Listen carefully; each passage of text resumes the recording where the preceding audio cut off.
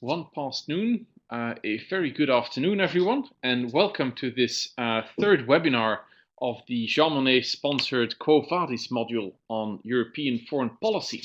My name is Alexander Matelaar, and I'm joined by my esteemed colleagues Joachim Koops and Daniel Fiot. Louis Simon could not make it as he's currently attending a conference in Canada, Toronto. What we have on our agenda today is essentially the sort of consolidation of the overview that we covered in the past lectures, all relating to EU foreign policy vehicles and the different partners that the EU interacts with.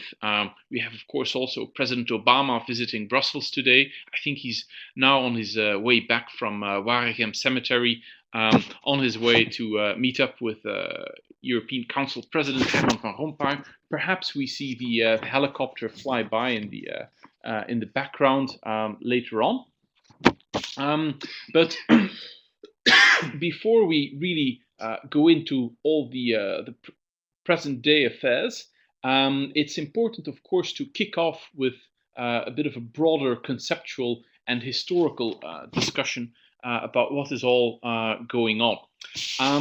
We start with an overview of the thinking as it has developed on European strategic culture, because once we are talking about foreign policy vehicles and partners, we're really talking about the different instruments that Europeans have at their disposal for engaging in the making of foreign policy. And I should perhaps also add a caveat that today's session is really focused on the sort of narrow definition of foreign policy as referring to the high politics of external relations, not the technocratic aspects that one can also put under the foreign policy label, but then really extending the scope of that label so that it includes external relations, trade, market access, etc., etc. So our primary concern today is foreign policy narrowly defined. So the European member states, how they act and interact through the different platforms that are available for them, such as the common foreign and security policy, such as the common security and defense policy, but also the North Atlantic Treaty Organization, as well as the United Nations. Now, to kick off, when we discuss European strategic culture, we need to be clear about our definition. Strategic culture, of course, is built on the notion of strategy. And on the slide, you see two definitions that have been given in very different centuries and historical contexts to the idea of strategy. The first one coming from Karl von Clausewitz, arguably the Western godfather of strategic thought, who said, well, strategy is the use of the engagement, that is, the use of battles for the purpose of the war. Remember that strategy etymologically refers to the art of the general. That was what it was all about in Clausewitz, his day, when foreign policy to a large extent overlapped with invading other countries. To some extent, that has gone completely out of vogue, but not entirely, as we are experiencing this very day in the wider eastern neighborhood of Europe. The sort of contemporary definition that is given to strategy, you have here the phrase that was coined by John Lewis Gaddis, is that strategy refers to the calculated relationship of instrumental means to large political ends. So effectively, we're talking about how do nations go about exercising their power, because that is what politics at the end of the day is all about, wielding power.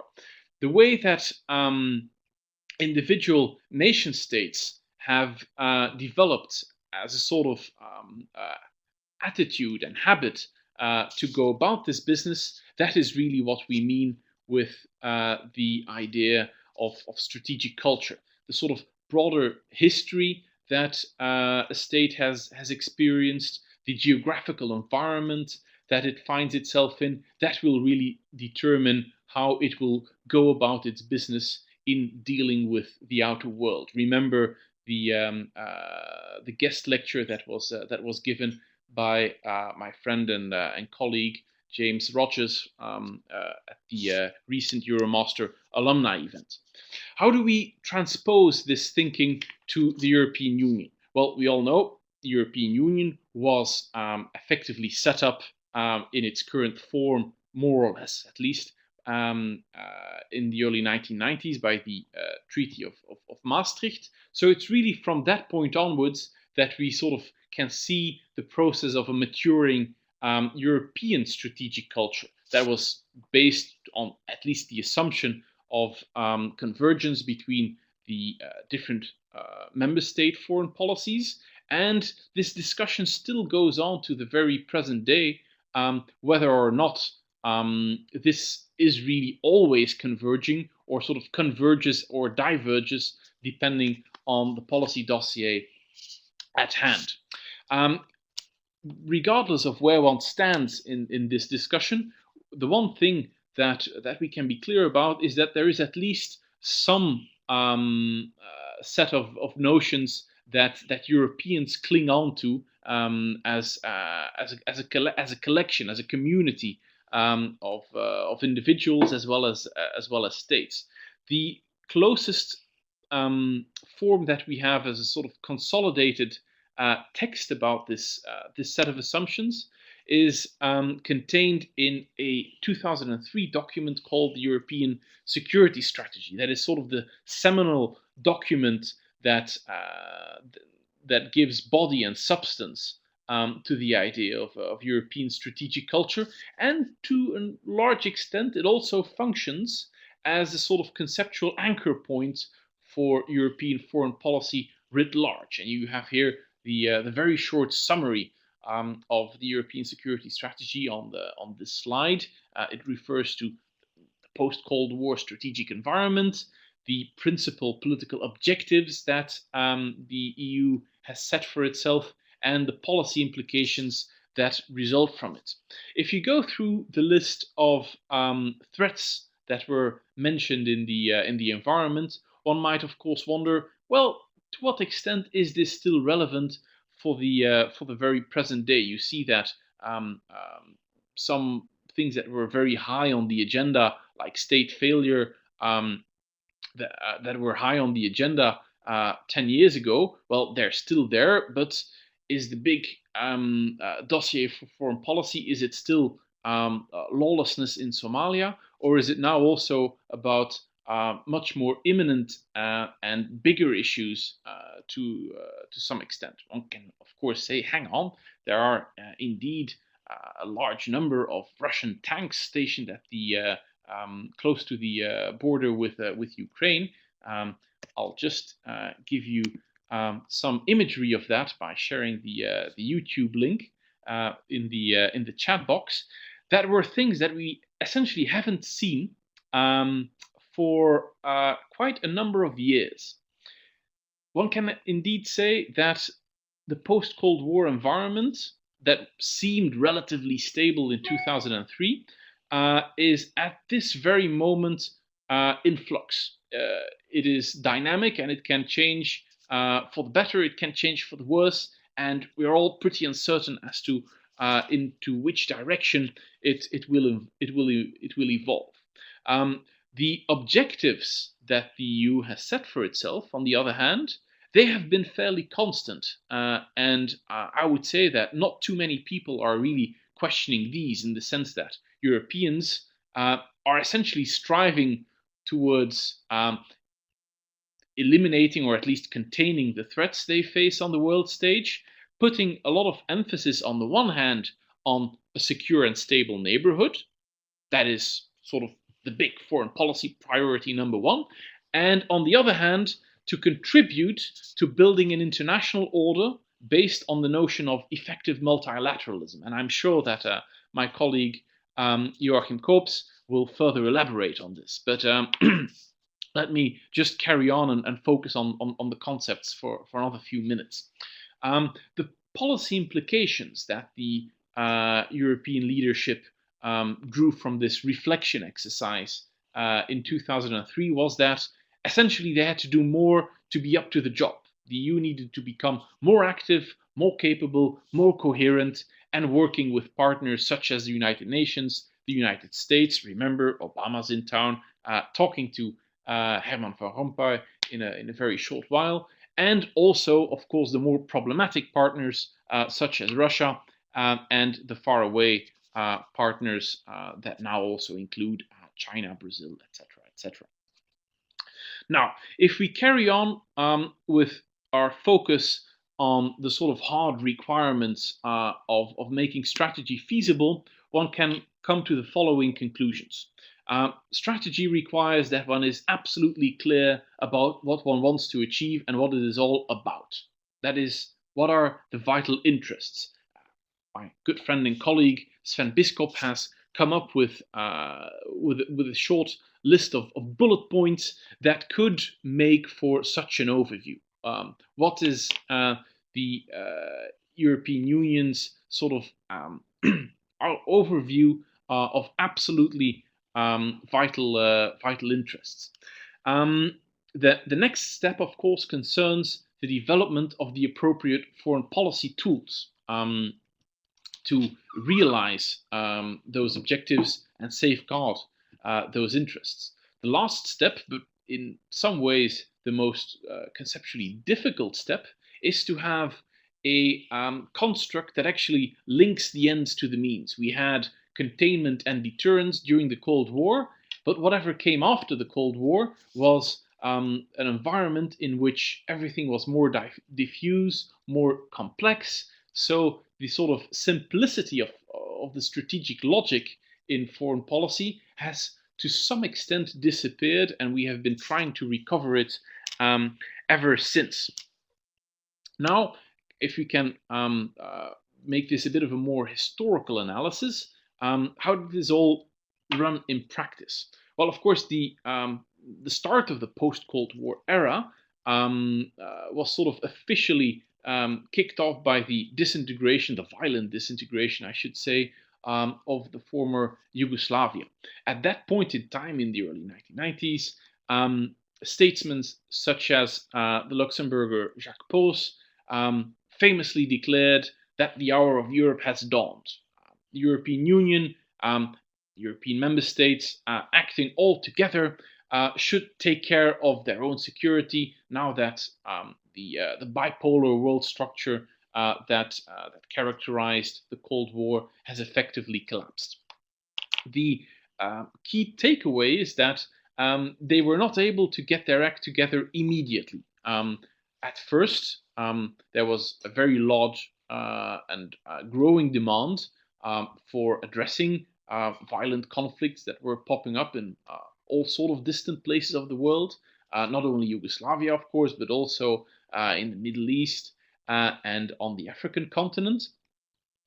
And to some extent, unsurprisingly, the United Nations first tried to cover this demand for stabilizing the world through peacekeeping. But the key takeaway is that the initial experimenting that took place with UN peacekeeping delivered only partial results. There were also big setbacks, such as the collapse of the UN mission in Somalia, the collapse of the UN mission in Rwanda, and for Europeans, perhaps the most dramatic episode, the events in Bosnia and the massacre in Srebrenica in particular. That really proved the trigger point at which, at first, NATO started transforming itself into a crisis management organization, and also that was also the trigger for really giving substance to the EU's common foreign and security policy by, towards the late 1990s, starting the actual development of the EU's common security and defense policy that Daniel will talk about in more detail. Before handing over to Joachim, let's briefly concentrate our attention on what NATO was really up to in that sort of time span from the early 1990s to the present. In the immediate aftermath of the Berlin Wall collapsing, there was, of course, the question, well, if the Soviet Union is no longer there and no longer constituting a threat, what is then the raison d'etre, the fundamental logic behind NATO?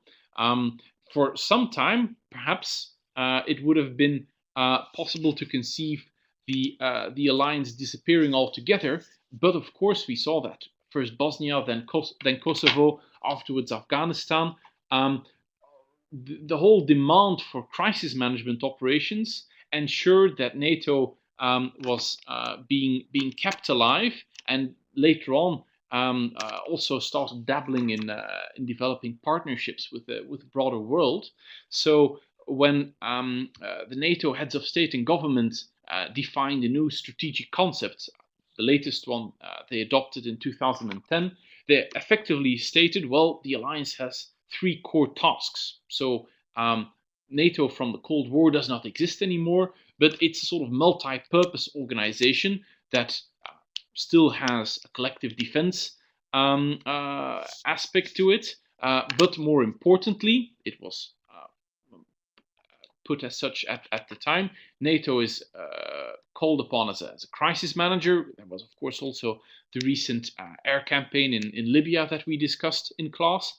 And thirdly, NATO also constitutes a vehicle for cooperative security arrangements with partners. So that means from a European perspective, the alliance has transformed into a multi-purpose military service provider, if you will, that is still very much needed for addressing certain issues, such as whenever there emerges a need for military command and control arrangements. That's the unique selling proposition of the alliance. But for addressing other types of threats and challenges, NATO can be complemented by the United Nations, by the European Union, etc. So that really brings us to the debate on global governance. Joachim, I think this is your call, so I'll end it here and look forward to addressing any questions you may have later on. Thank you so much, Alexander. I think you laid the ground fantastically for some of the things that I might be following up on now in terms of partnerships, and warm welcome also from me, of course, to you as participants. It's a pleasure to have you, via the web. Any questions throughout while I'm talking, just raise your hand, of course, technically, and interrupt me if you want. So, essentially, quickly, I'm going to follow up on what Alexander said in terms of the European security strategy. 2003, one of the kind of headings and key points that was formulated there was this kind of not so particularly sexy but still very important concept of effective multilateralism. And that was at the time when, of course, multilateralism, i.e. the cooperation through institutions, mostly the UN system, was very much at risk given the Iraq War of 2003, the unilateral approach by the US administration, and a complete split within the European Union, but also NATO, in terms of whether they should favor the intervention of the US in Iraq without a Security Council resolution, or whether they should oppose it. And as a result of this, the EU security strategy tries to kind of bring a compromise together by saying, yes, we need to be effective, i.e. we need to be output oriented, we need to have a military arm here when pariah states undermine the UN system and international rules. And on the other hand, though, we have to work through the UN system with all its flaws, because it still is the only universal organization that exists and binds international law together. On the other hand, you have the EU-NATO dimension of effective multilateralism. Why? Firstly, of course, there is a massive overlap of member states. 22 out of 28 are both in NATO and the EU. And, of course, NATO was, until 1998 and 1999, the prime vehicle for Europe's defense, closely linked to the US. And there was a British veto for 50 years to leave it like this and not to give the EU any more competences on the military side and to keep it firmly with NATO. That changed completely with the beginning of CSDP. My colleague Daniel Fier will talk a bit more about CSDP. I will just browse through it to make some points about the importance of the EU's cooperation and rivalry with those two partners, UN and NATO. I'll also then quickly talk about peacekeeping because Alexander mentioned it in his remarks. Since the Bosnian War, the Europeans and the West as such have withdrawn from United Nations peacekeeping because they saw it as too costly, both in human loss and in finance terms. They saw it as badly organized. They saw it by too much run by developing countries. And they saw the EU with the CSDP rise and NATO as a better venue that they could control better and actually steer better for their international interventions. That seems to change now. We have 2014, a kind of window of opportunity, at least the UN hopes that, where with the winding down of NATO and with the winding down of resource commitments by many Western states and the kind of tailing off, if you want, of CSDP, at least the big ambitions of 2003 till 2008, which was called the Solana years of CSDP, where you had one military mission after the other, seemed to be replaced by something we could call a more emphasis on diplomacy, on mediation, conflict prevention under Catherine Ashton. Well, we have the Central African Republic now and we have Mali, so maybe those that were screaming last year, death to the CSDP, might now have to reconsider. But there is a clear trend where the UN is feeling that there is spring in the air in terms of getting the Western European countries back into UN peacekeeping. And we're going to explore the challenges of that and see if it's realistic. So, very briefly, before we delve into it, slides, yeah.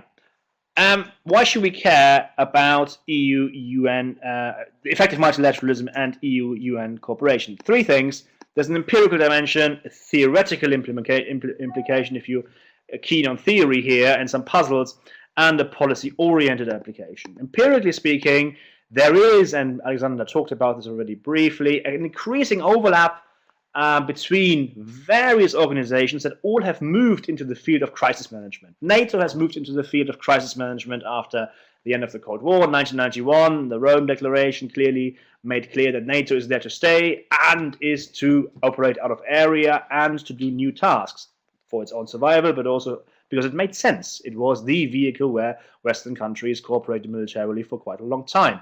UN was there to stay as the key player for peacekeeping despite the challenges of the 1990s, and the EU and the Western European Union moved into that field. So you had all of this whole sort of organizations more or less treading on each other's feet, trying to do the same thing. And whenever you have too many people in the crowd, you have two opportunities. You cooperate or you compete. And the UN, in the UN Charter, already envisaged that regional organizations could either be brought in to support the UN or could be competing. And Chapter 8 of the UN Charter, for those UN buffs around there, already made 3 articles and a kind of architecture where regional organizations were playing an important role in their own region, but also in supporting the UN system. Now, EU-NATO has seen more rivalry in recent years than cooperation. There's also political deadlock, but, and I'll make a point to presentism, to the current relations, Ukraine seems to have kind of reinvigorated not only NATO in itself and the political side of NATO, apart from Article 5, but also more high dynamic cooperation again and talks between the EU and NATO, despite all problems. Finally, EU and its dabbling in CSDP missions, does it actually support the UN or does it in the long run undermine the UN, is a question we have to delve into and ask ourselves. And finally, it's always about this division of labor. Ukraine, you've seen in the space of 2 months, the EU getting active or trying to get active, NATO posturing around, the OSCE, where it often gets forgotten in our little scheme of European organizations, still there, saw a revival by trying to send an observer mission to the elections, was problematic. They weren't really let into the country as such. And the UN with a special representative who tried to have a fact-finding mission, who was chased out of the region and had to hide in a pub nearby. But all those four actors tried to be active in Ukraine, and of course, some sort of coordination or division of labor is advisable if you want to have, in this very tricky situation, some sort of chance in trying to solve it. So, inter-organizationalism, however technical it sounds, is pretty real and pretty important on the empirical side. Theoretically, very briefly, international relations, in which our EU foreign policy lens is linked to, is a very straight state-centric affair still. When we have theories of cooperation or rivalry, it's mostly based about states cooperating or competing, and all theories, Robert Kane, Axelrod, all those theories of cooperation, don't really look into organizations and what their motivations are for cooperation or rivalry. That's odd, given the fact that so much cooperation and rivalry is going on between organizations, and sometimes organizations act differently than their member states would like them to act. So theorizing is quite important in that field, and it's slowly taking off. And policy-oriented, I don't know if you already work in the field or if you want to work in the field, it's no longer sufficient just to know your organization that you work for.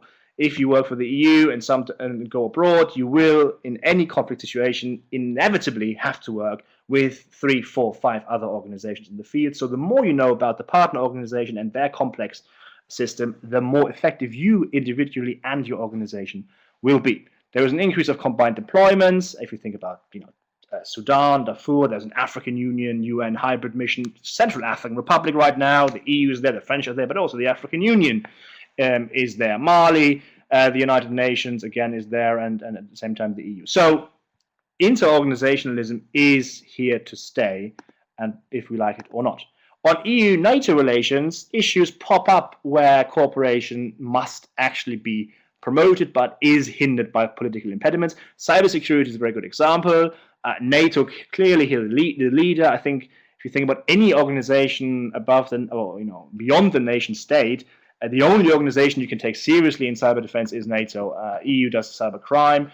And there was an interesting example when 2 years ago there was a major attack on the EU mail server and system, and as a result, the Commission informally asked NATO specialists to look into it and train them and advise them. As soon as member states found out about it, they were saying this has to be formalized.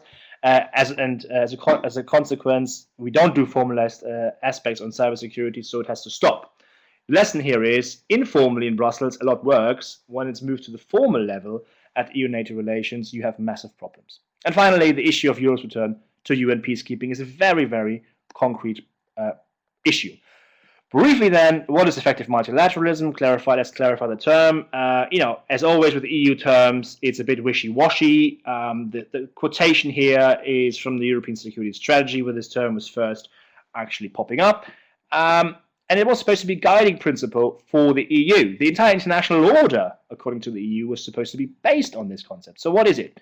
Here's the division of labor that was nice and neat during the Cold War.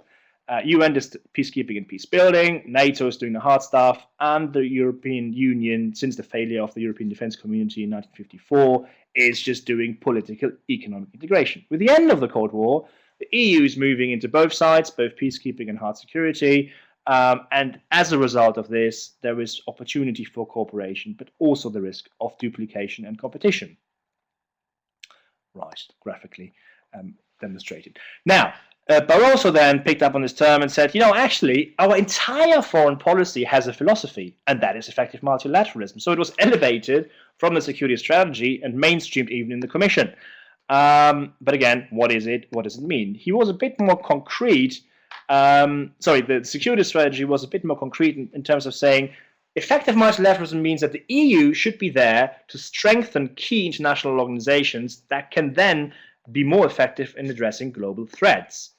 And then Barroso again in 2009, again in Munich, made the point that, concretely speaking, it means close cooperation with NATO and, okay, it's not grammatically correct, but that's his quote, close cooperation with the UN and NATO is essential for a more effective multilateralism. So there's already the operationalization, meaning the EU has to commit itself more to NATO and UN in order to bring forward its own importance. And Catherine Ashton at the Security Council made two important points here.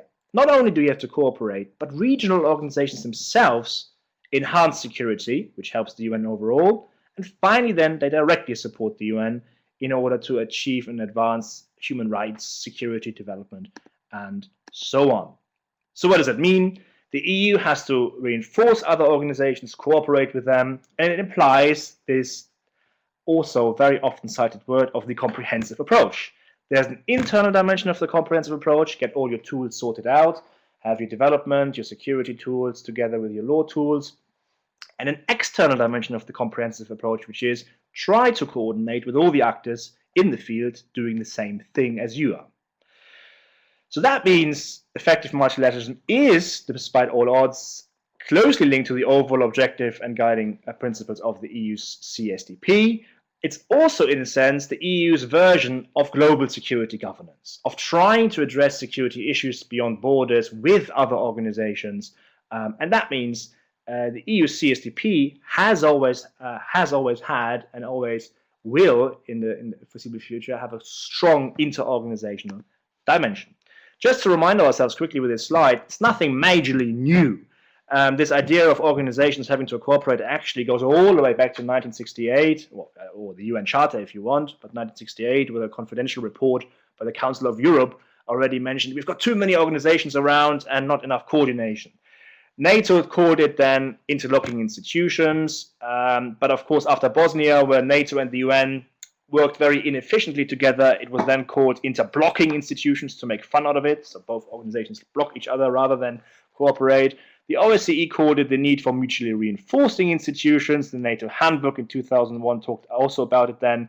And 2005, Kofi Annan talked about the need for an interlocking system of peacekeeping capacities between the UN and regional organizations.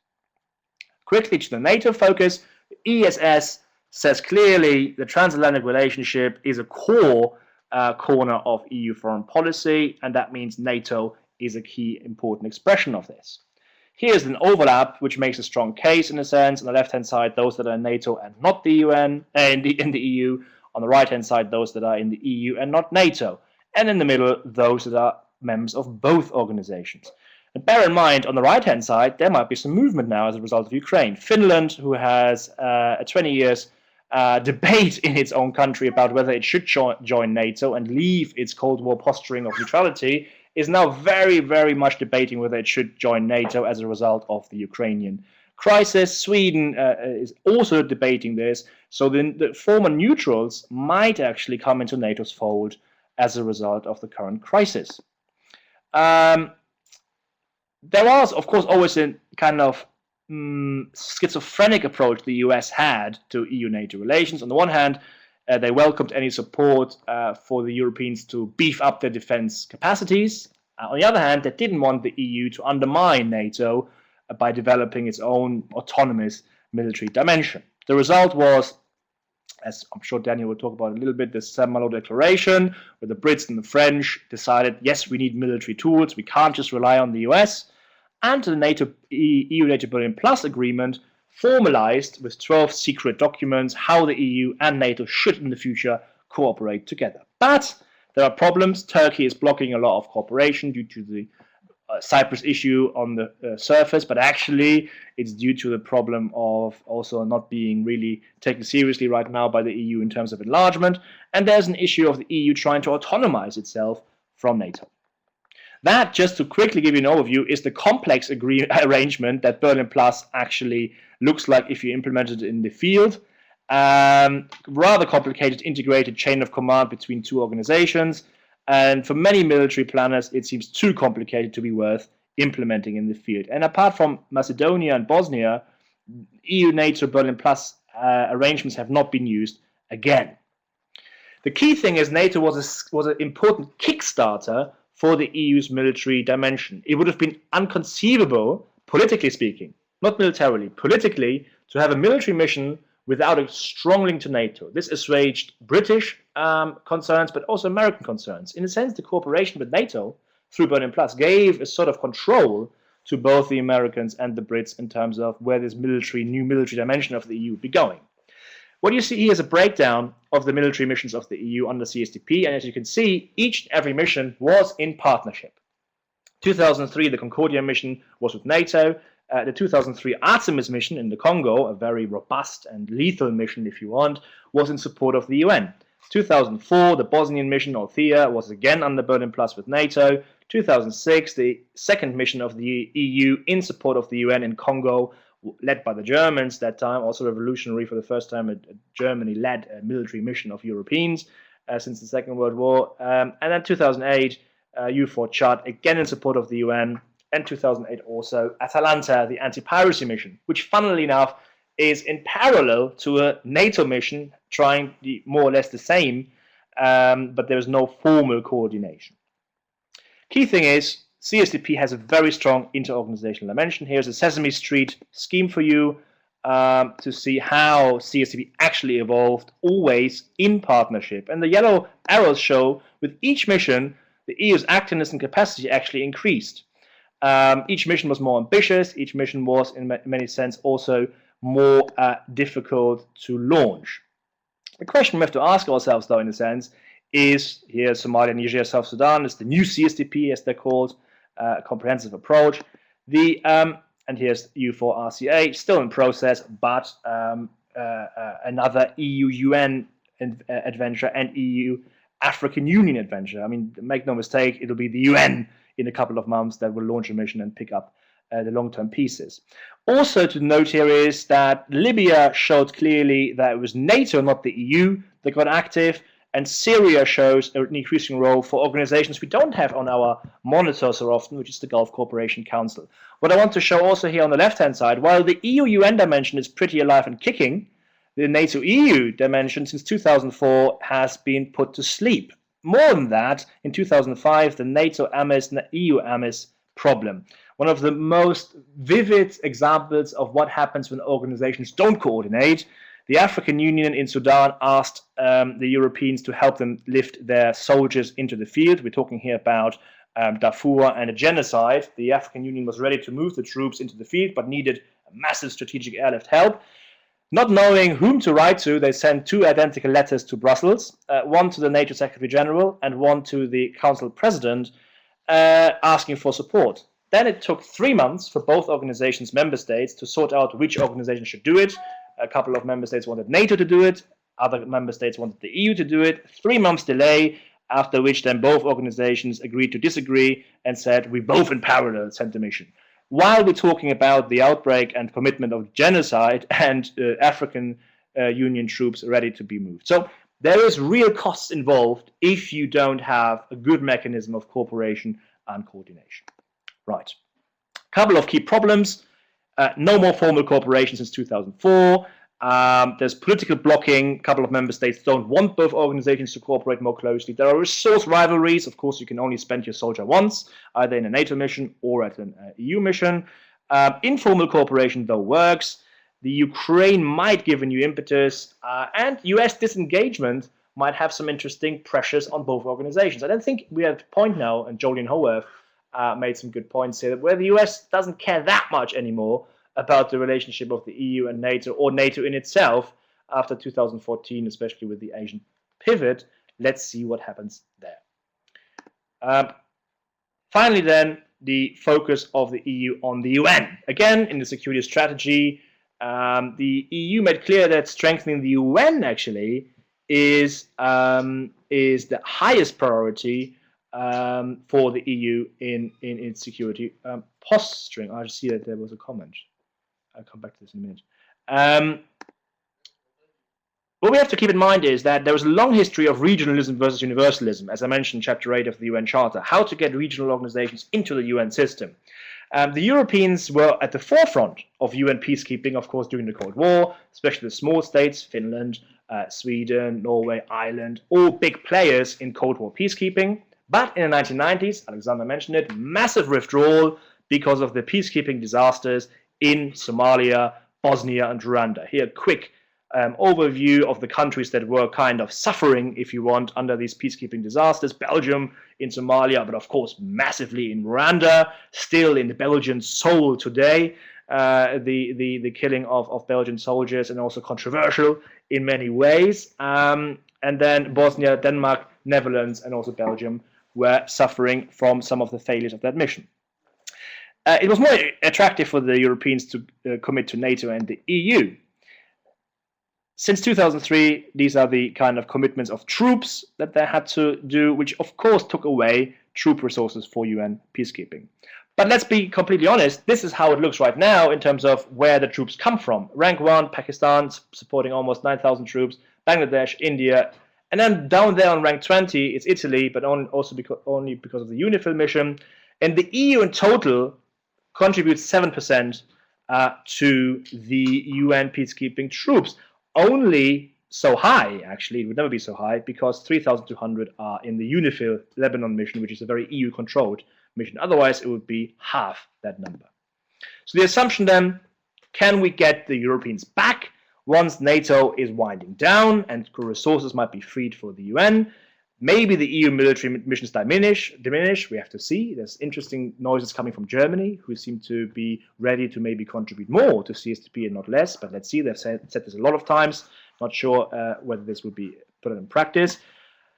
And you can't, there's something about European armies that they need to be in training, in inverted commas, i.e. missions are always the best training. So of course, if NATO doesn't do anything big anymore, EU is winding down, UN might be an obvious venue for recommitting. These are the countries right now down there, France, Denmark, Belgium, Finland, Norway, Austria, Ireland, Sweden, that have made some noises about recommitting to UN peacekeeping after 2014, especially Sweden will probably be rather active.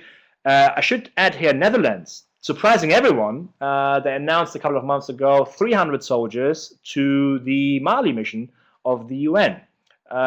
Interesting, and also Sweden is also making some overtures for the possible Central African Republic mission. And here, the resources that would be freed if NATO ISAF would be winding down, as you can see, or the EU would stop its missions, that might help for UN peacekeeping in terms of numbers, but not massively. If you add them all up, it's not that all of a sudden we'll have the best and strongest equipped UN, but it will help. Finally then, these are the other core problems. It's not everything is happy and dandy in the UN system. Command and control is still very much controversial. Can the UN really lead robustly in increasingly dangerous environments? There is a problem of political will. Is the mandate more precise, or is there too much? If you think about, I just saw the question. And then don't forget, Europeans have a preference for Western-based organizations because they have more influence. In the UN, they're there with 193 countries. In NATO and the EU, they can steer it. They can closely steer their involvement, and that will, in the long run, always stay. Financing is an issue. The peacekeeping budget is very low. Think about it, 7.3 an entire year. That's only double of what the US spends in a month on Afghanistan. Lack of strategic enablers, quality of troops, and so on. I will stop here. There are a couple of questions which I'm happy to answer in the question round, I think, because I don't want to take now even more time from my colleague Daniel. And thank you for your attention, and over to you, Daniel. Hello, good afternoon. I'm just waiting for my slides to come up. Thank you to my colleagues as well for kind of setting the scene, as it were, on the strategic question and the much broader cooperation between the EU, the UN, and NATO. My task today is essentially to try and drill down a bit on the EU CSDP, or the Common Security and Defence Policy. I want to divide my 20 minutes here today into three parts. The first looking at essentially the basics of the policy and why the policy emerged, as it were. The second part looking at the decision-making process for the launching of CSDP missions. And then finally, we'll look at three case studies to bring out some of the differences between the missions in terms of cost, in terms of personnel numbers, and also in terms of the political objectives of deploying these missions in the first place. So let's start basically with the basics, and I do apologize in advance if I do repeat or repeat what some of my colleagues have already said, but it's quite important, I think, to grasp why CSDP emerged as the idea for a autonomous European Union set of tools.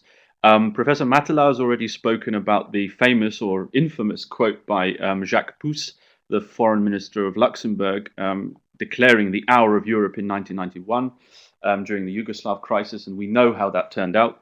We needed to wait for the Americans, after all, to come and bail us out.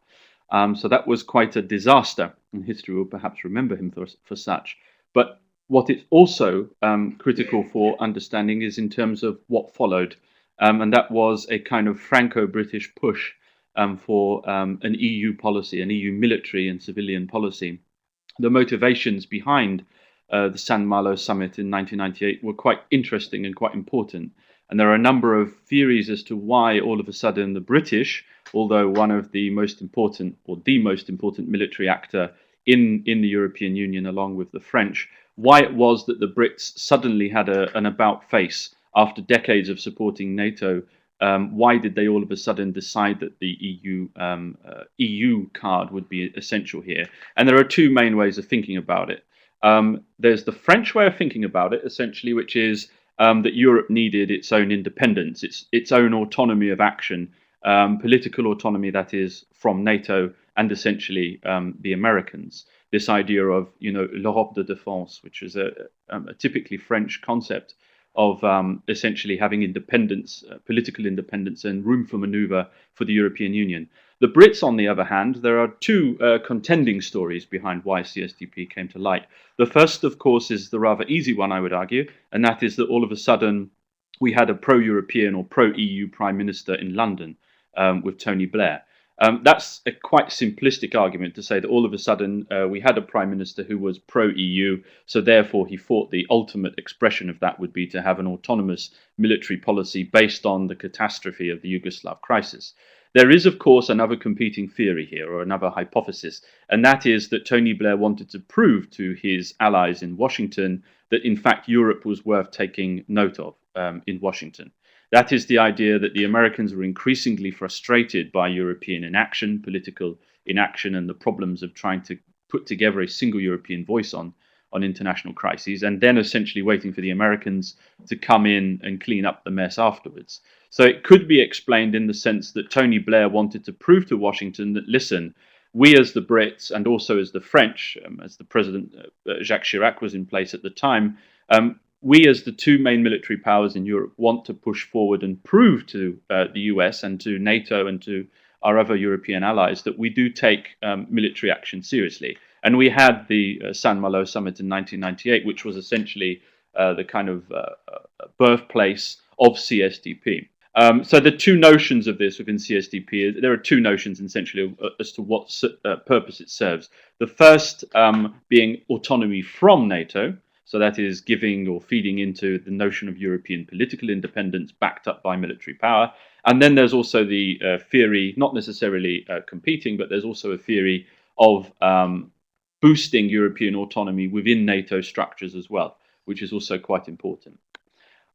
It's also important to say, and I'll only briefly touch upon this, and Professor Matala has already spoken about this, that in fact we must always view CSDP as a kind of smaller element of what the European Union does more broadly. And this slide, I think, shows some of the key policy areas which the EU conducts in terms of foreign policy. And indeed, when one looks at trade, when one looks at development and diplomacy, perhaps also in terms of climate change and neighborhood, European Union has much more of an added value. The military side, that is the CSDP side of things, is rather small, as a small part of the toolbox which the EU has. And it's not necessarily as effective, one could argue, as some of the policies it has on trade, where we do speak with one voice and where the Commission has an exclusive competence. So it's important to put CSDP within context.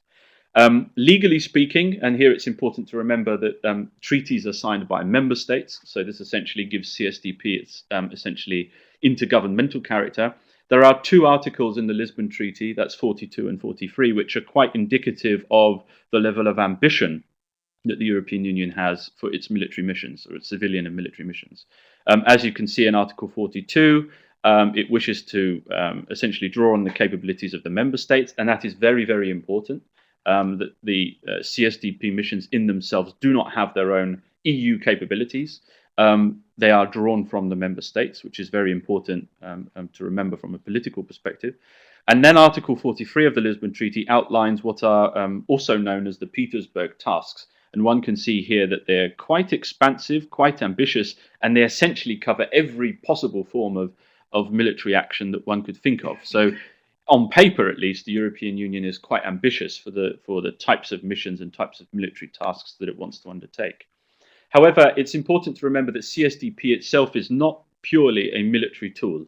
That is, it's not a kind of send in the Marines policy vehicle.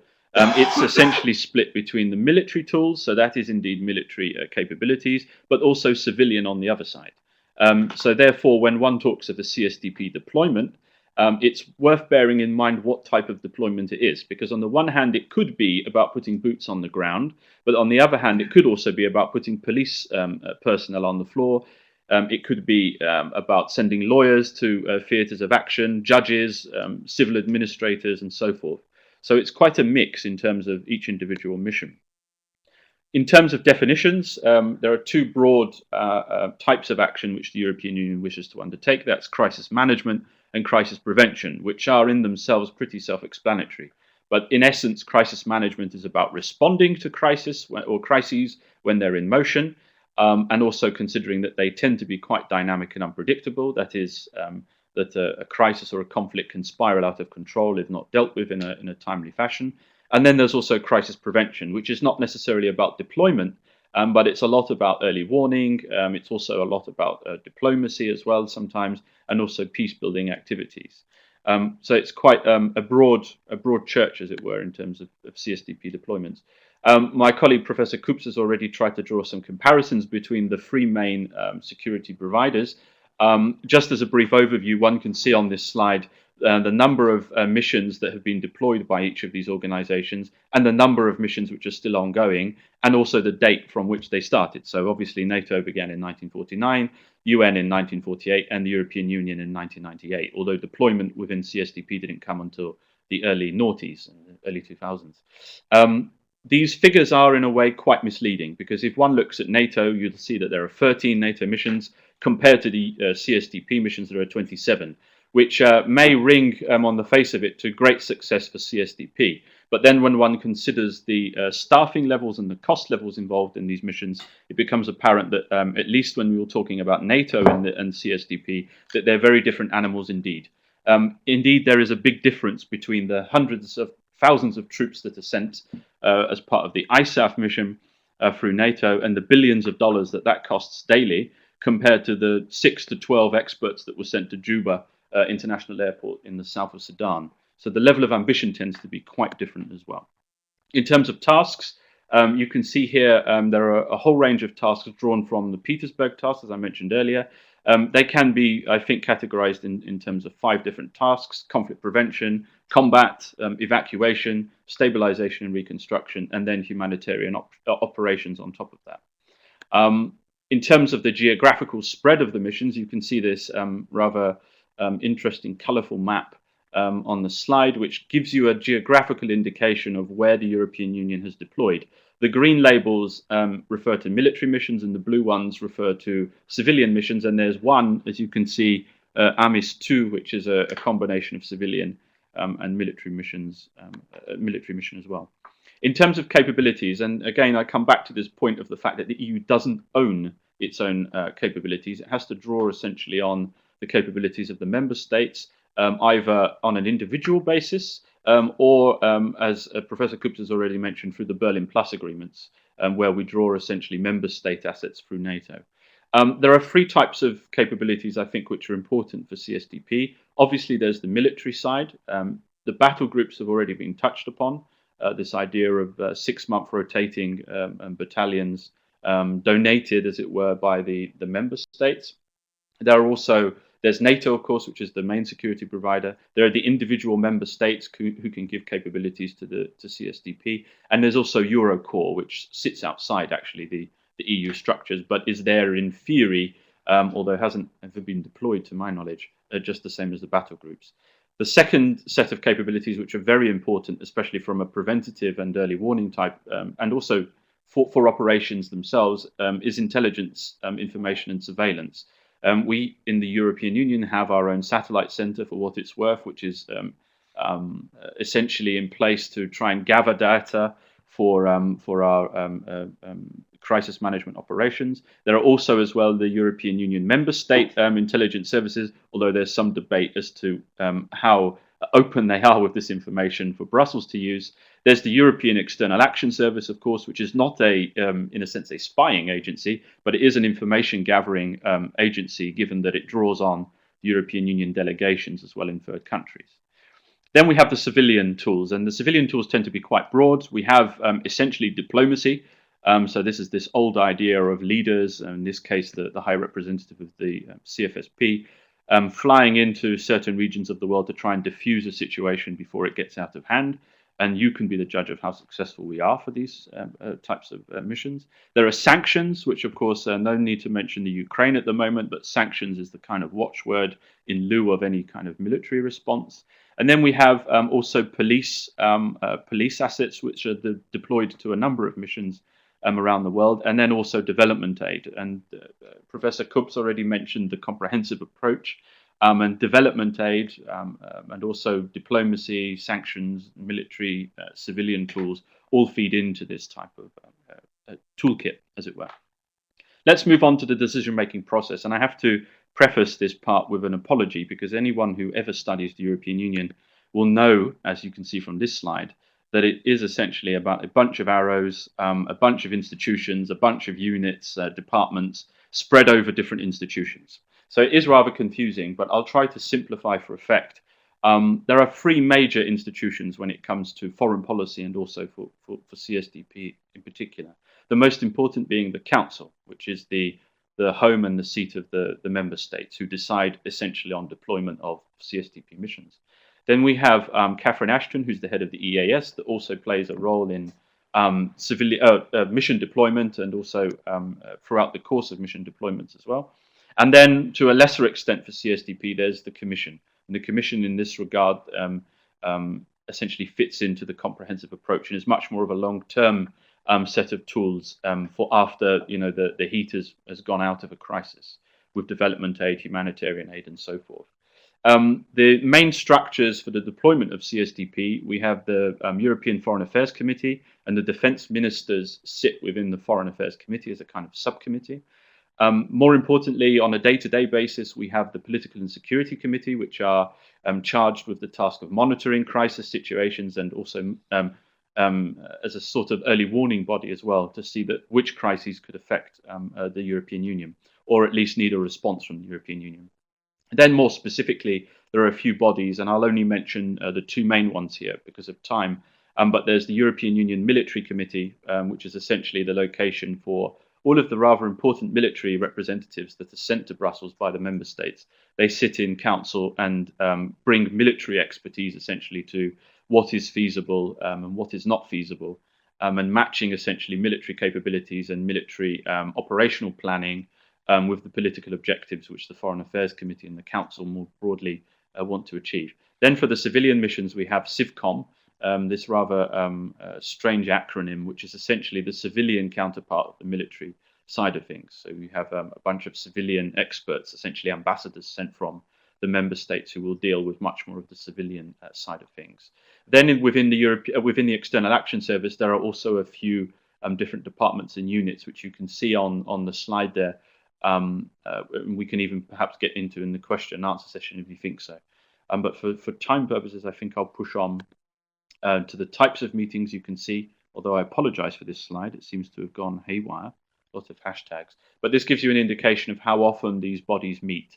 So the Foreign Affairs Council on a more monthly basis, unless there's a real crisis, in which case they can meet more often. The EU Military Committee meets on an ad hoc basis. The EAS is constantly operational, and the Political and Security Committee is on a bi-weekly basis, unless, of course, there is something more important or more pressing, and they'll be called to meet as well. The action mandate, I mean, essentially, how do we go from a crisis situation to potential deployment under CSDP? Well, of course, a crisis needs to occur in the first place. It's unfortunate to say so, but it's necessary. Then the ministers decide on the policy response that's needed and some of the capabilities that could be needed for it. CSDP missions tend to be, well, almost exclusively are deployed on a unanimous decision taken within the Foreign Affairs Council. And also, and this is rather important and feeds into the effective multilateralism debate, is that the European Union has never deployed a military mission abroad or a civilian mission before outside of UN mandate. It always sits within a Security Council resolution or mandate for deployment. And then there are two different forms of action. You can either have the common position, which is essentially, to be rather crude here, a bunch of words on a piece of paper that state a common approach by the European Union. Sometimes, in certain crisis situations, it ends there with the paper response. Under other crisis situations, you then can lead to a joint action, and that's where you start to have the makings of CSDP deployment. Now, before you get to deployment and you start to talk about the operational planning of the mission, you also have to come across this rather political and rather technical problem of financing of the missions. And within CSDP, there are essentially two different types of financing mechanisms. There's the Athena mechanism, which is essentially a kind of pooled resource, financing resource between the member states. And as you can see on the slide, there's an annual GNI contribution to the mechanism, which essentially can fund core costs. I mean, from a purely operational point of view, it can sometimes even fund things like fuel for missions and so forth. It's really the kind of core costs for these types of resources. But mainly speaking, when we want to finance a mission within the EU, it really falls on this principle of costs lie where they fall. And this is essentially, if a particular member state is pushing for a particular mission in a particular part of the world, and they lead on this issue politically within the Council, then it's more than likely that they will have to, or they will bear the brunt of the costs in terms of the troops deployed sometimes, but also the money that goes into financing the mission on the ground. So that's essentially it. It is, in a nutshell, an intergovernmental kind of financing scheme. There's no central EU owned process by which EU missions or CSDP missions are deployed. Then, in terms of the bare bones of deploying on the ground, as I said before, you have the routine phase of normal early warning, policy planning and advanced warning. You then have this is moving from left to right on the slide, you have the crisis build-up, which is essentially where the persons responsible start talking about what feasible response could be had. And then you start to get into the rather technical military side of things with the essentially the operational plan and the concept of operation. So that is essentially the marriage between the political objectives, which come from the ministers within the council, and what actually goes on in the ground. And this, Professor Matala will know this more than me, but this tends to reflect the NATO process of having a force commander in the field. So that's actually there in situ for some of these missions, and then having an operational commander who is normally based in Brussels but can go between missions. It's essentially the mission link up between the third country crisis situation and Brussels. So that's also quite important to bear in mind.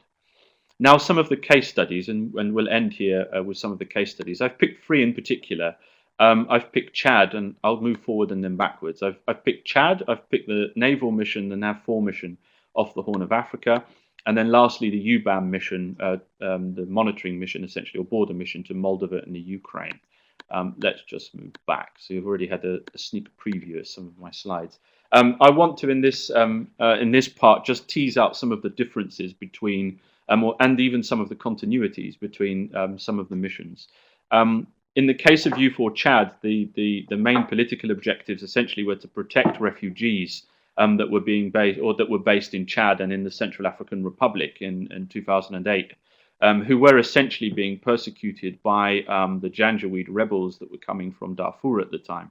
It wasn't just, of course, the refugee camps that were under attack, but also NGO personnel coming from Europe and coming from other Western countries as well, and from around the world that needed protecting.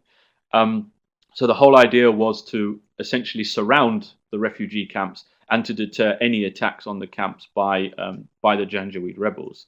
Overall, the military mission lasted for 1 year, and I would say that that's rather indicative of most of the military missions that are deployed by the EU.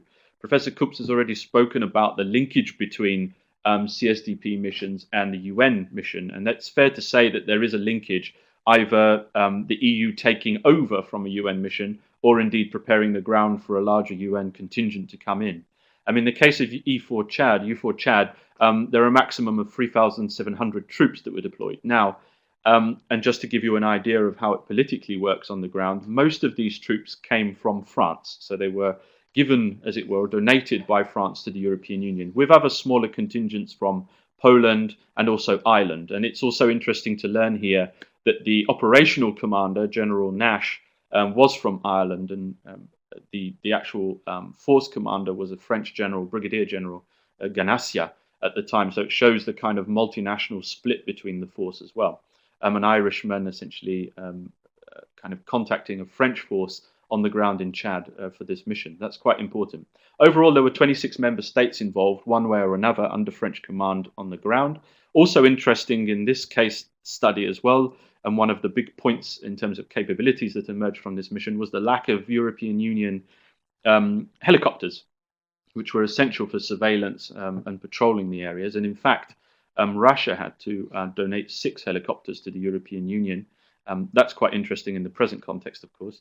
But it shows that there are capability shortages within the European Union for CSDP, and also that there tends to be quite a multinational kind of flavor to a lot of the missions in one way or the other. In terms of cost, and this is also quite important when one considers that NATO missions, as I've said, in Afghanistan, tend to run up into billions on a daily basis. For a year, this cost approximately 120 million euros, which was, of course, split between the member states involved on this cost slide where they fall. And you can guess there, because the French gave the highest contribution in terms of troops, that they would have actually, and they did, put up most of the money for this mission as well. I think I have a map here to illustrate what type of mission was involved. You can see the 2 circles in the east of Chad, and that's essentially the location of the refugee camps and a lot of the aid workers.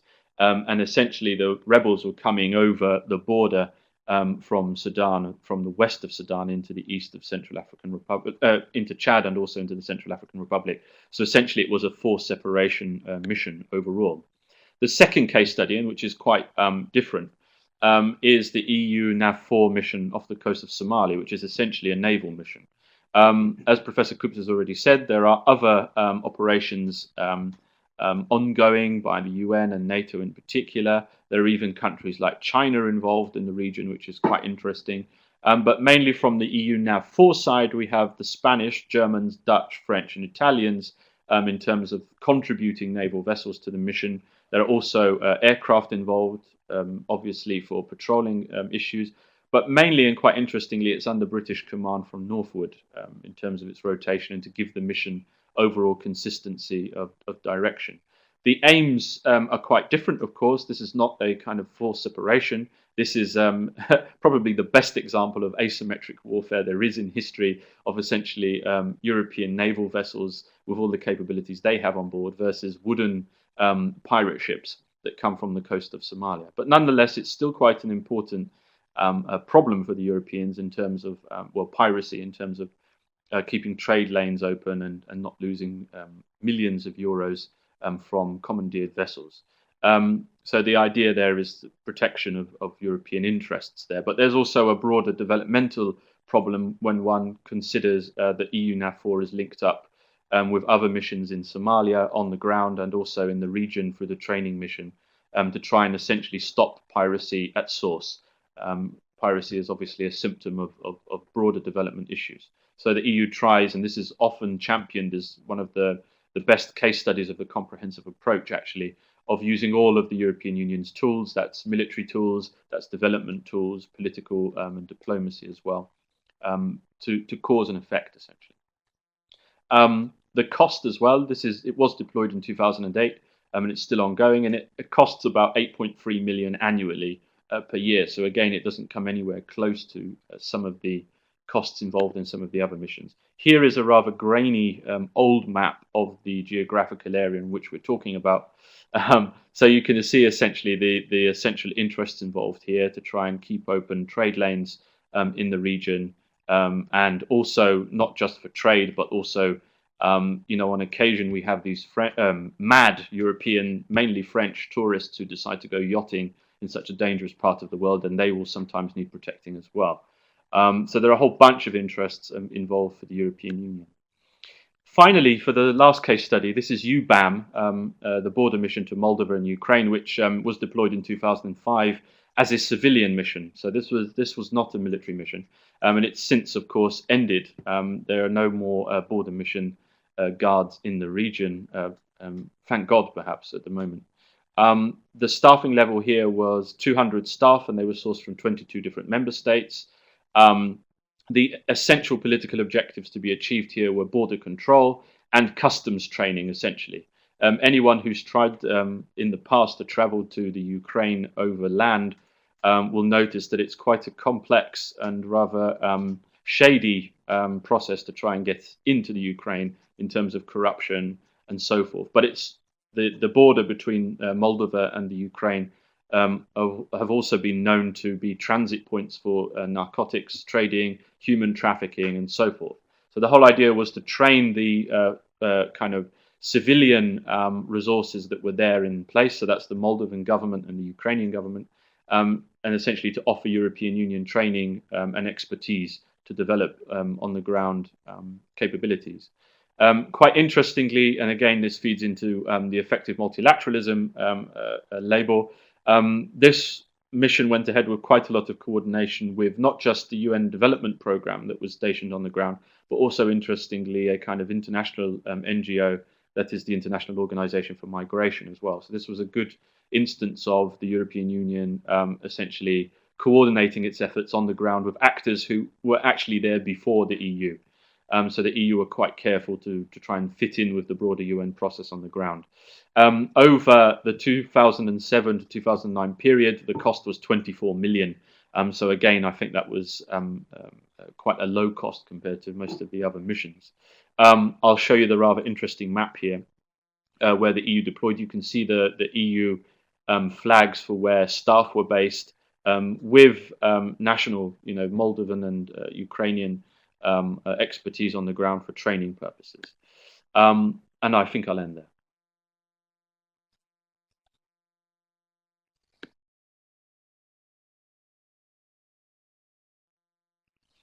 Thank you very much, Daniel, as well as Joachim, for excellent presentations.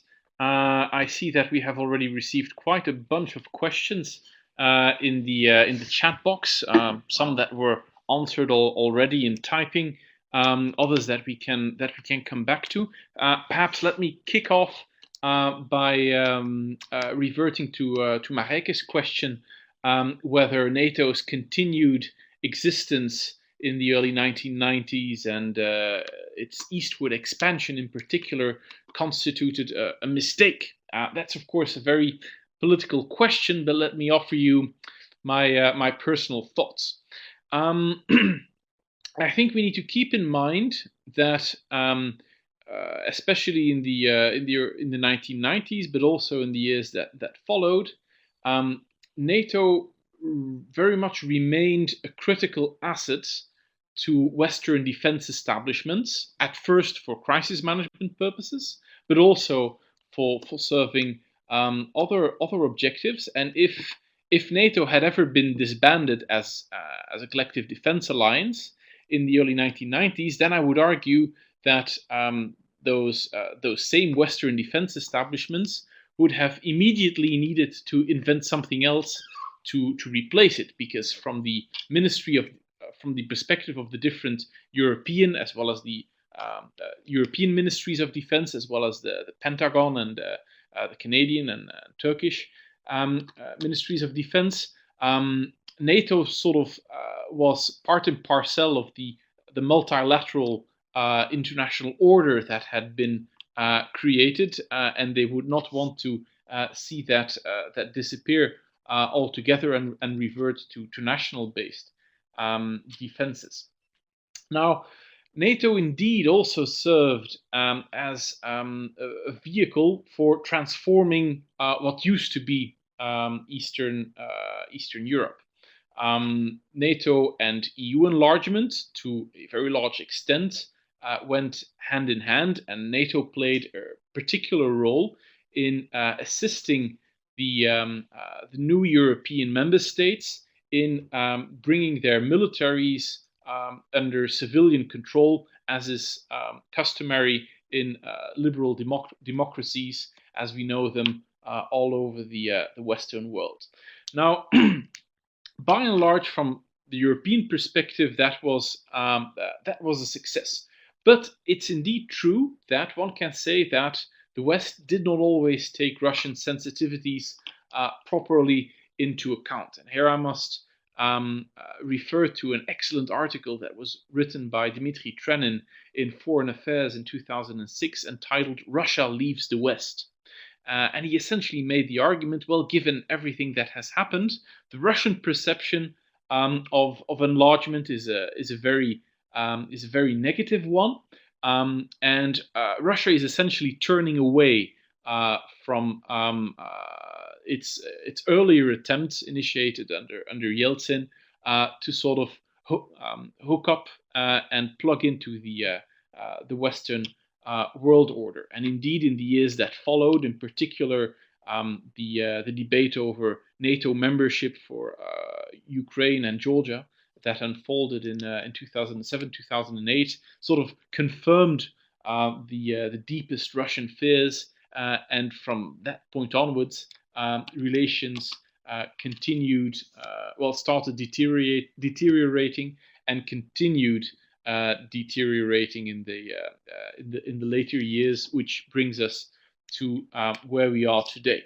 So, were some mistakes made? Well, undoubtedly, I would say, because we find ourselves in a situation that doesn't leave either the Russians very happy nor the Western world very happy over what is at present the situation in Ukraine.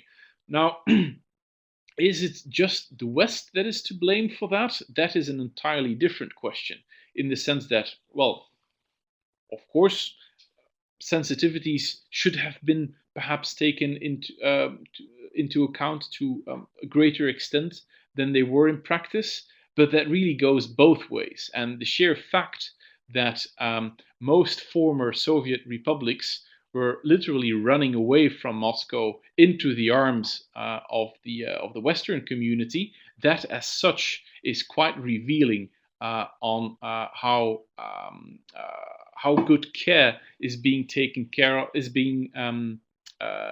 of, by Russia over the sensitivities of those countries in Central and Eastern Europe. Let me end that particular response there. Daniel, Joachim, are there any other points that you would like to pick up on? There were a couple of CSDP related questions. I'll stop here then. Yeah, now there are some very interesting questions and comments also in that have been made. Let me just scroll back just quickly. Yes, no, this idea, there is a definite inequality between the states that are involved in CSDP. There is a clear power differential between some of the member states that are involved in CSDP missions. Essentially, without states like the British and the French leading politically, but also with resources, it's almost impossible to think of a more ambitious military deployment under CSDP. Then on top of that, there's also the problem of costs. And here, in terms of the power differential, there's also the political will issue involved. And when one looks at the decreasing defense budgets of the member states across the European Union, it gives you some indication of how important member states think military power and also CSDP and also NATO as well, let's not forget, are important within the equation.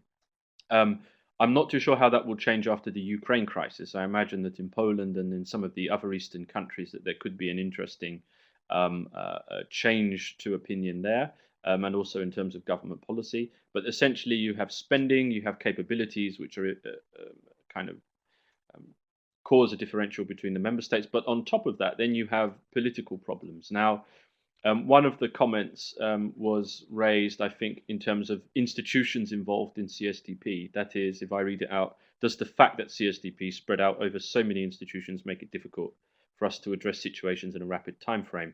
Well, yes, I would answer. And I think also on top of that, there is a tendency for some member states, and I predominantly talk about the British and the French here, to actually take a lot of their military action, a lot of their military cooperation outside of the European Union structures.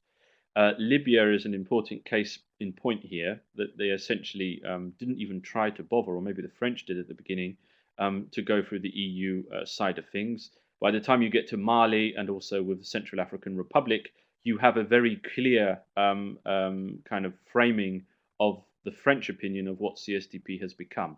And that is that it's a bit too much of a problem or a bit too much hard work for the French to try and convince on every occasion the other member states that they should be taking military action as important as they do. So what we see is a kind of clear division of labour for missions like Mali and the Central African Republic, of the French essentially doing all of the cooking, and the European Union, other member European states, essentially doing the dishes on top of this.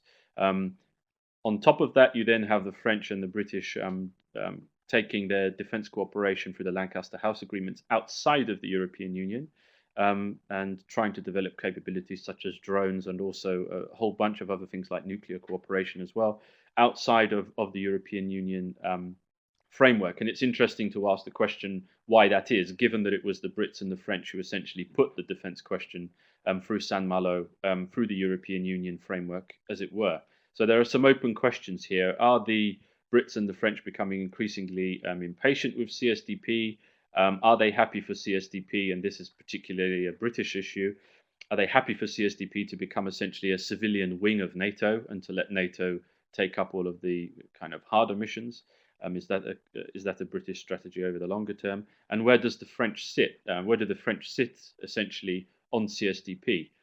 They spoke in the past of a very ambitious agenda for CSDP. If one reads the latest Le Livre Blanc, the latest defence white paper, one will see the word ambition not appear once. You read words like pragmatism, you read words that are much more accommodating of other military organizations, and dare I say NATO here, and also bilateral dealings between some of the member states. So CSDP, as I said, is a very small part of what the European Union does, but it's an intensely political element of what the European Union does, because it draws on the military debate, on military deployment and so forth. So I hope I've answered your questions and kind of responded to some of your comments through them. Yeah, just one quick addition to the NATO and Ukraine issue, because you will hear more and more of these voices and arguments coming out now, especially in one country that has been designated by the US to be the key country in Europe, and that's Germany. And Germany just today, I mean, we had already now more and more old chancellors are voicing their opinions. I mean, Germany is torn between a pro-Russian, stance on the one hand, on the other hand, also a kind of clear support for Ukraine and against aggression. But Gerhard Schröder mentioned already that the West is making a big mistake of cornering Russia, and now Helmut Schmidt, one of the political figures, public figures in German politics, when he says something, everyone more or less still listens. Also now today came out criticizing the West and NATO expansion for being one of the reasons why Russia is behaving the way it does, and why it's understandable that Russia is behaving as it does. Now, you don't have to agree with this. I personally don't fully agree with it. Just because you call it by NATO doesn't mean you can rig a referendum and essentially having one of the most, in a sense, audacious interventions in recent history, just by casually walking onto the Crimean, territory and saying, that's not our troops, and there you go, you've taken over territory. But the key point is, and that's still the argument, the Russian argument is, instead of having NATO taking care of pan-European security, it should have been the OSCE. That's still the argument that has been made. It has been made 2 years ago by Medvedev again, who said, look, we should have a new arrangement, a new deal for European security. Maybe if it isn't the OSCE, because the OSCE is like a mini UN, very difficult to get any decision there with 48 or 49 member states. But the OSCE is the only organization that has the US on board, Canada on board, Turkey and Russia, and all European states. So it would have been something interesting from the Russian perspective. And to come to Maraga's point, to what extent NATO's peacekeeping capacities were necessary for the other organizations. I mean, Bosnia NATO's always, I mean, Bosnia is seen as NATO's big hour and big success because it was the only organization decisively ending it. But let's not forget it was more complicated in the fact that Europeans in the US were for a long time completely at odds of the strategy. Europeans had ground troops in the UN mission that were, threatened by airstrikes or would have been taken hostage by Serbian soldiers, whereas the US didn't want to involve any casualties on the ground and only wanted to have airstrikes. So there was a kind of difference of interest that actually blocked both organizations and made both the UN mission and the EU mission very ineffective. And now one final point, when you always think about organizations and their capacity. It's never an issue of the organization. If there are some documents coming out now, and I think there will be more of that in the next years, if in 1992 the European Union with the new CFSP would have decided to send a 60,000 troop mission to Bosnia, it could have done it. It's the same member states. It's a political issue, not a capacity issue. Britain never wanted to have anything under a British flag, EU flag, sent to Bosnia. It always insisted on NATO. You don't need, military staffs, committees, and so on. You can run it through a national headquarters to run an operation on the short term. But that's just as some thoughts maybe. The politics behind preferences of member states actually matter. But anyway, I don't want to carry on for too long.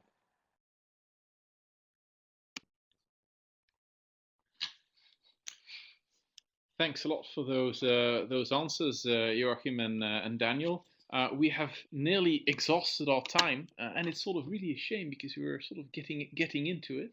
In a way, like the whole question over could another organization have done it? Well, of course, nations have only a single set of forces, and they can plug them in whatever framework they want. But of course, once we are talking large-scale operations, you do need a multinational command chain, and that you don't build from scratch in a day. You can build it from scratch, but it takes a while. It takes a lot of effort, and you sort of need to have a lot of things in place. And I think it really was the availability of NATO's integrated command structure that has given it an edge over other organizations, and to some extent, this contributed keeping the organization alive during what was a pretty difficult period otherwise. But as I said, ladies and gentlemen, we have pretty much exhausted our time. I want to thank all of you for participating in this rather lively webinar, especially as far as the chat box is concerned. We'll be back, as Arnold Schwarzenegger would say, with an upcoming webinar in May. You'll find out the more about the exact details through the IES website and mailing list, etc. So please keep a good eye on what we're up to. So thanks a lot, and over and out.